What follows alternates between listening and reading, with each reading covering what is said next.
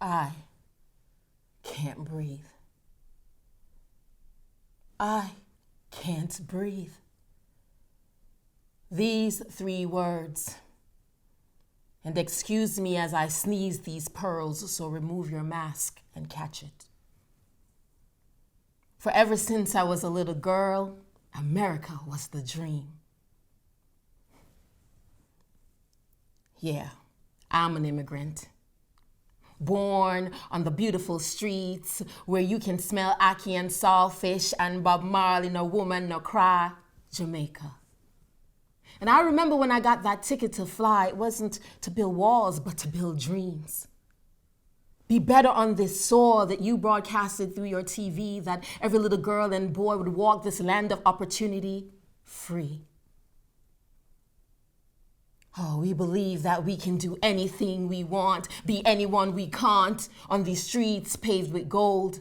But instead, we use the precious flag to become a chokehold around the necks of black bodies, watching their soul drift away cold. I can't breathe. No woman, no cry. But mothers been crying for over 400 years as they watch their babies being snatched from their arms and their breast milk fed your kids their lucky charms. Black men hung, lynched, burned to the stake. You see, I Can't Breathe didn't just start at 8 minutes and 46 seconds. It began when black bodies were looted from their homes, bamboozled by their thrones, turned to slaves. Over 1.8 million bodies thrown in the Atlantic among these waves. And even Jesus got tired of speaking to the storm. He said, flip the water, let the ocean rage.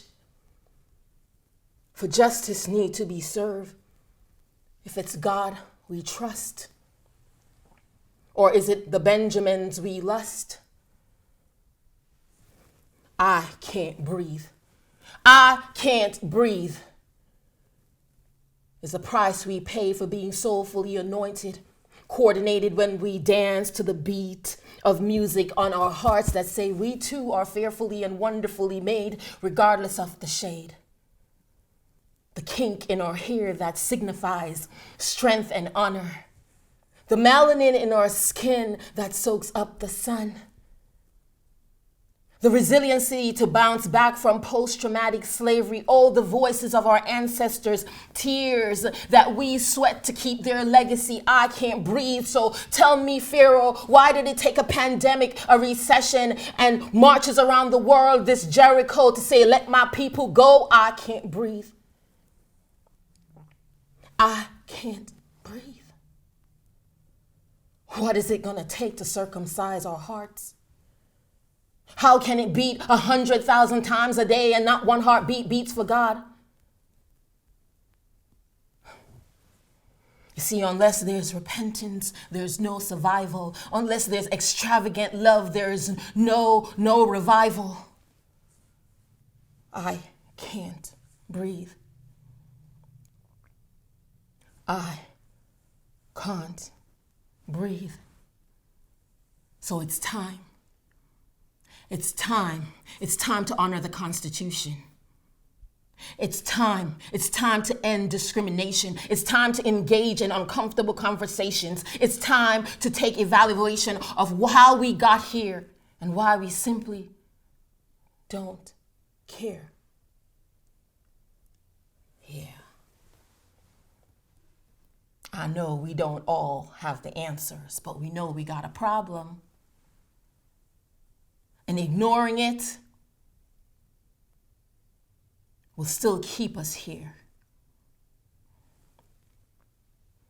So America and the rest of the world, love is the greatest commandment. You see, if we want love to win, we got to remember that racism is a sin. We can't quote scriptures and still entertain racism. For love is the greatest commandment. And it began with breath and deliver us from death. So when George Floyd cried out for his mother, No matter what you think of him, God heard. And he's asking, where is my brother's keeper? Repent or keep the curse. It's time to breathe. And the time is now.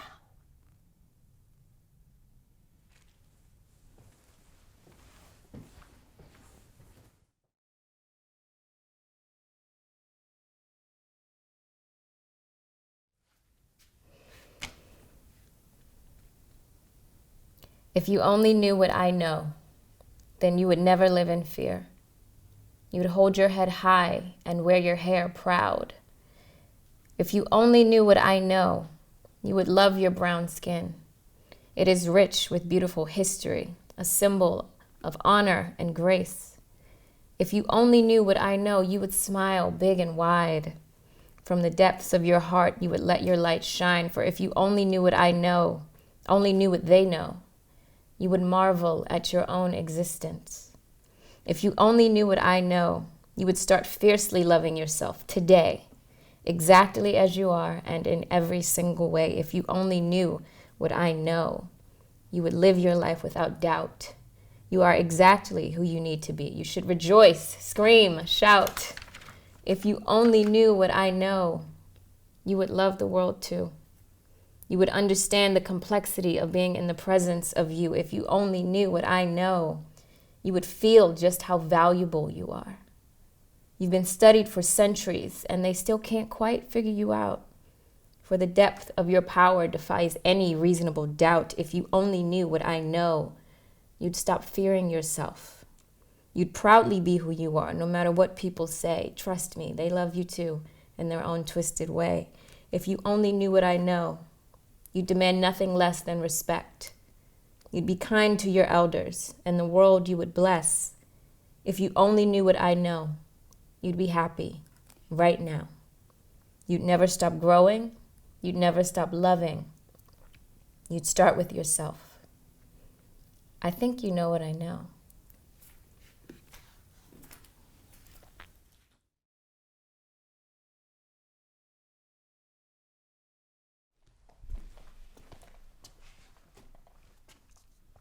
My body tells a story.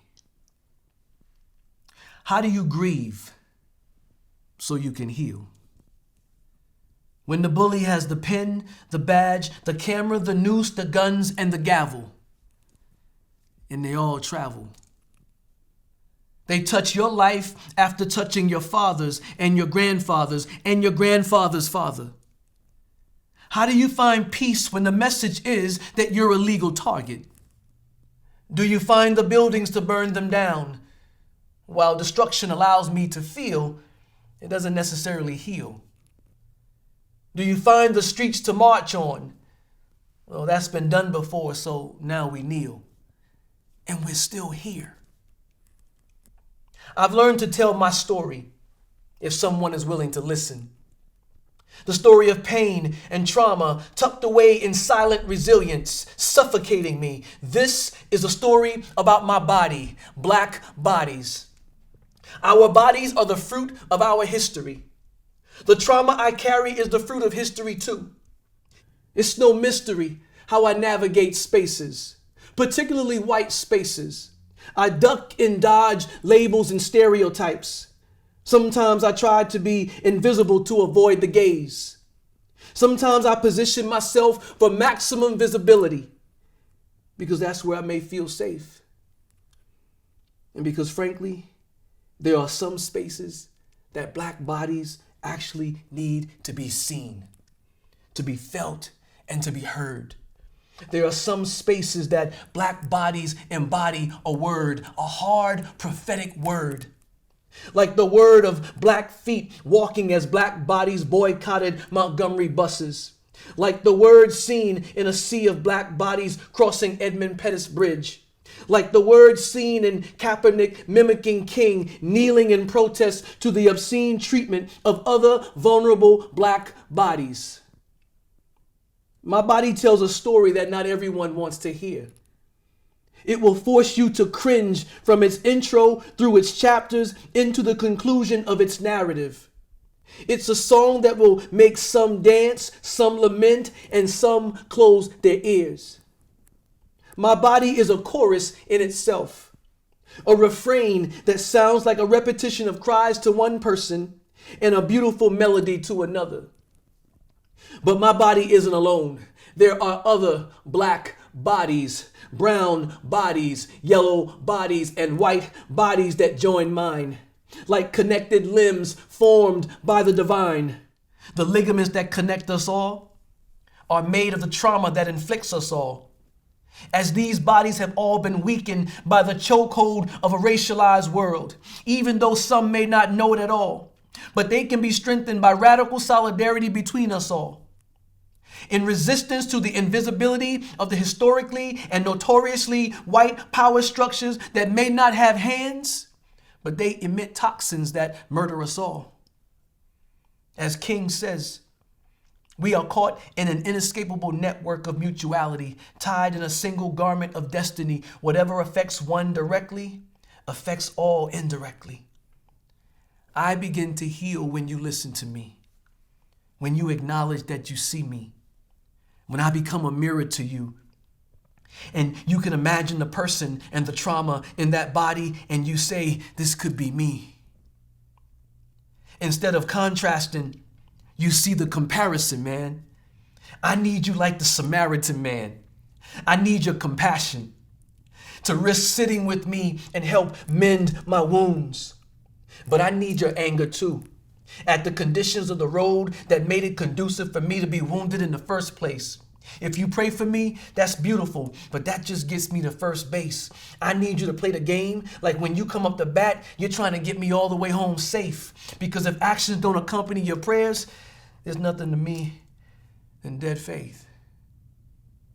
Listen to my body's story, my father's body's story, my grandmother's body's story, my grandfather's body's story, my family's collective body's story, my people's communal body's story. Then listen to your own body's response to our body's stories.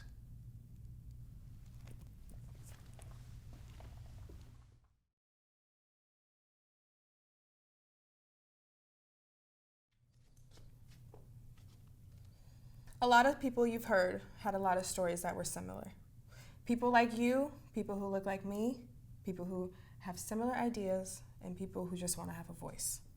It's going to take people like us in the White House to be able to make these changes. And I don't want to sit here and lecture you about everything that you probably already know. But I am here to tell you that there is not going to be change for people like us who are oppressed and the system that is made to put us down. When we get inside the system, there is no more putting people down like us. I think you can join the city council. You can start low. You don't have to become a mayor first off the bat. You can start in your own communities.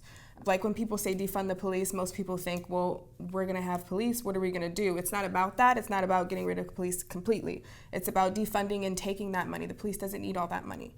There are schools that don't have enough pencils or papers and teachers who have to pay their own money out of pocket to be able to put money for their students to have a better education. And those are the things that I think that people need to wake up and understand that these are the changes that need to happen so we all can have a better opportunity. And I think it's also beautiful that when you see the marches and you see people marching, it's not just people who look like me. It's people of all colors, because it is just so much happening right now that it is beautiful that it's just everyone can come together. And I think that it's love and positivity, and it's gonna be change. Don't let people tell you that this is over or this is done, because it's not. Marching right now is amazing, and we're doing so much justice for George Floyd, but this is gonna be deeper than these cops. It is deeper than 4 officers. It is deeper. And that's what I wanna get across to you. And I hope that you hearing all these people today and you hearing me speak can get you in the change, and we need to have conversations in our family, because racism is not something you are born with, you are taught.